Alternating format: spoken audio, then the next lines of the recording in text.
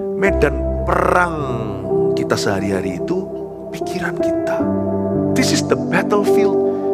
Even though sekalipun Tuhan Yesus sudah menyelamatkan rohmu, manusia roh kita sudah selamat, tapi kalau pikiran kita tidak tiap hari diperbaharui, kita nanti akan kecolongan.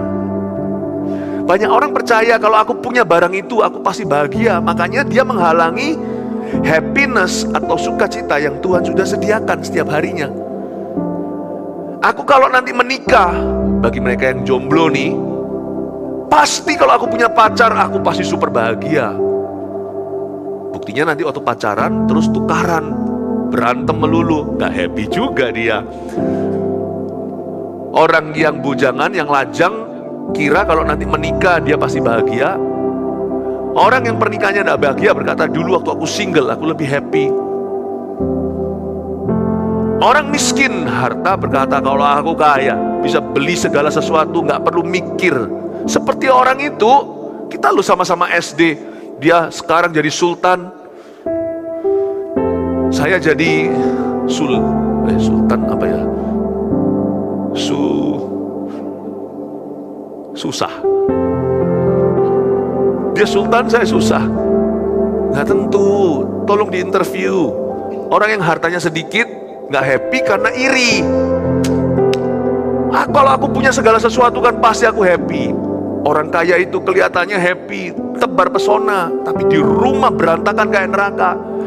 Buktinya sampai nanti kembali ke rumahnya, dia tetap perlu melupakan segala sesuatu dengan alkohol di kamarnya. Jadi nggak tentu. Otak kita ini bisa main trik. Kamu baru bahagia kalau kamu punya itu. Kamu baru happy kalau kamu begitu. Roh jahat itu betul-betul merasa dia itu berhasil atas hidup orang-orang yang masih mengingini sesuatu sebelum dia bisa merasa puas secara batiniah. Ada suatu kemalangan, ada satu evil, ada suatu kejahatan yang kulihat di bawah matahari, dan ini sangat merampas sukacita manusia. Ini sungguh-sungguh membuat banyak orang tidak bisa menemukan arti sesungguhnya damai sejahtera. Dan setan bekerja di dalam hati orang-orang yang tinggal dalam kegelapan, sampai mereka mati nanti, sebelum meninggal dunia baru menyadari semua yang kukejar itu sia-sia dan usaha menjaring angin.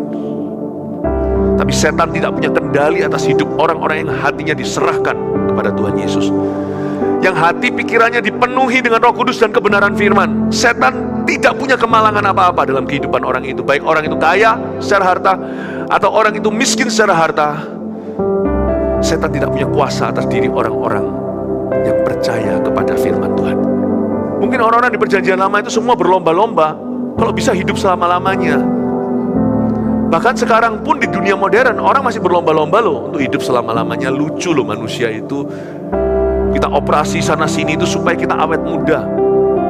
Kalau keluar obat yang baru yang bisa meremajakan kita, sel-selnya bisa diperbaharui, kita mau. Berapapun duit, asal kita mampu, kita pasti beli itu. It's okay loh. Saya nggak ngomong ini anti. Daripada orang yang biarkan hidupnya renta, tidak olahraga, tidak jaga kesehatan, kita mesti ngerawat. Meskipun nggak pengaruh nggak masuk ke sorga, pengaruh longevity atau pengaruh dengan kualitas hidup kita di bumi. Betul ya? Tapi lucunya, konyolnya adalah orang itu mati-matian mempertahankan kehidupannya yang pasti akan menua, pasti akan mati. Mereka itu berbenah diri demikian rupa. Saya melihat ada satu lagi kawan, olahraganya setengah mati, sungguhan, tapi nggak pernah ke gereja. Pernah mikir nggak? Bukan masalah ke gereja tuh sana pasti selamat ya, enggak. Ke gereja aja orang nggak tentu selamat, apalagi yang enggak. Kok lucu sih? Ke gereja aja orang masih belum tentu kalau dia nggak sungguh-sungguh, apalagi yang enggak. Coba saya ajak Anda membayangkan hidup di sorga atau di neraka itu saya kayak apa. Coba bayangkan ya. Coba bayangkan. Bayangkan 1 tahun. 1 tahun itu berapa hari? 365 hari. 1 tahun ada berapa kali hari Minggu? 52 minggu. 1 miliar tahun. Itu berapa hari? Hitung sendiri. Meledak kalkulatormu. Dan itu baru mulai 1 miliar tahun di surga itu. Atau di neraka, coba bayangkan. Kalau Anda dibakar di lautan api itu, 1 miliar tahun kemudian dengan semua perasaan panca indera Anda itu persis seperti Anda hidup sekarang. Malah lebih dipertajam dalam segala sesuatu karena itu karena dalam kekekalan. Ada orang yang terbakar di sana, kepingin keluar, tak bisa keluar. 1 miliar tahun gak bisa keluar. Lanjutin 1 miliar tahun lagi. Sadar lo ya, bukan pingsan. 1 miliar tahun kemudian, 1 billion years later, tetap gak keluar. Baru mulai pembakaran. Sekarang kenapa Yesus mati mengenaskan di kayu salib? Kenapa Injil diberitakan mati-matian? Karena orang akan masuk di dalam dunia sorga atau neraka 1 miliar kali 1 miliar itu baru permulaan. 1 miliar tahun kali 1 miliar tahun itu baru permulaan. Itulah kekekalan. Nangkep sekarang Bapak Ibu?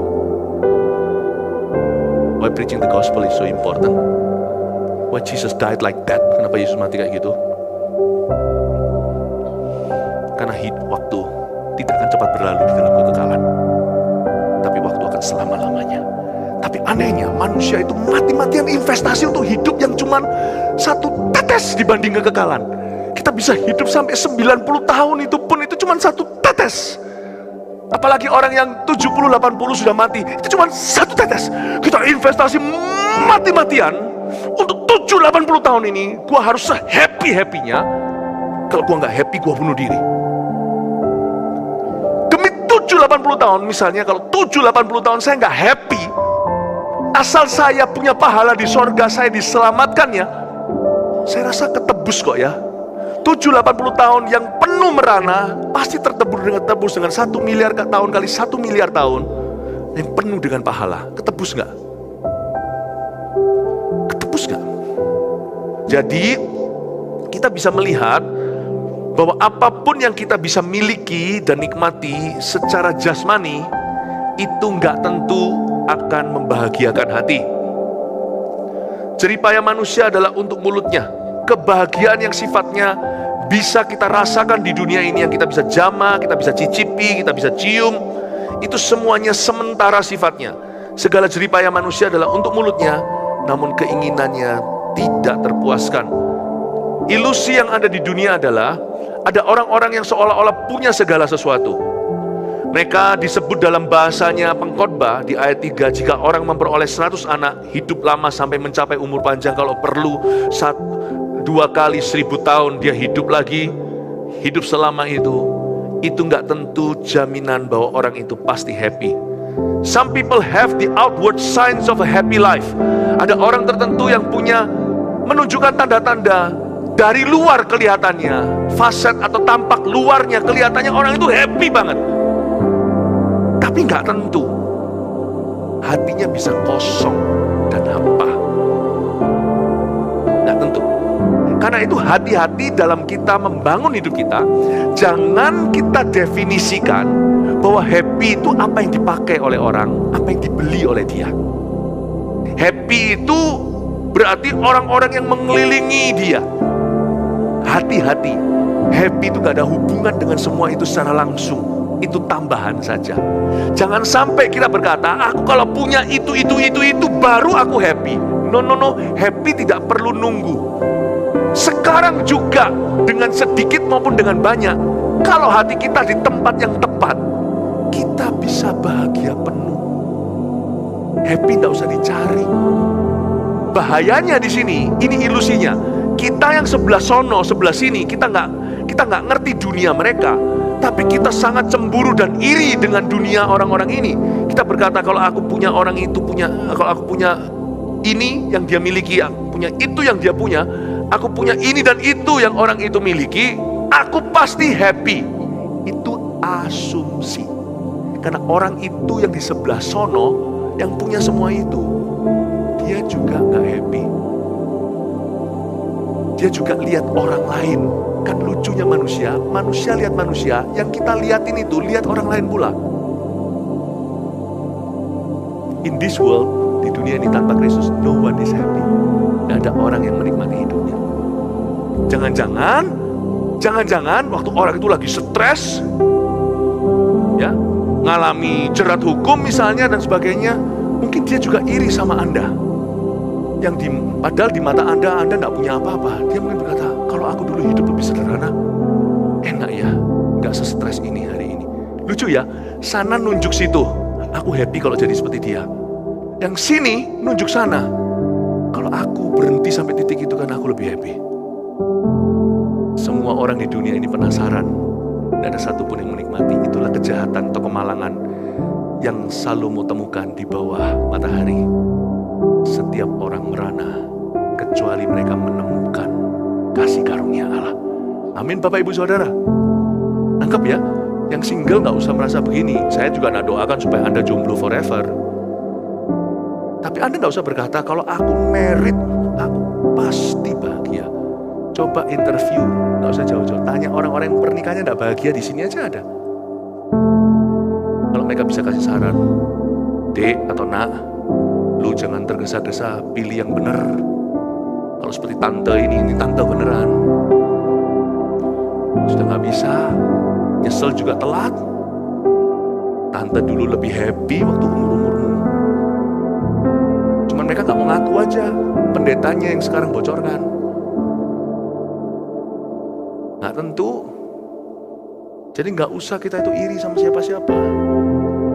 Lebih baik kita menikmati kesenangan yang Tuhan sudah berikan kepada kita daripada kita terus ngiri sama orang-orang yang apa yang orang lain punya. Segala jeriban manusia adalah untuk mulutnya, namun keinginannya tidak terpuaskan. Apapun yang mulutmu bisa rasakan, semuanya itu hanya kedagingan. Keinginan orang itu tidak tentu puas. Manusia itu hatinya itu suka mempersulit diri. Itu dia harus beli sama seperti orang lain baru dia happy. Setelah dia cicipi ternyata ya sami mawon tuh sama aja. Bapak Ibu Saudara, karunia menikmati itu tidak harus memiliki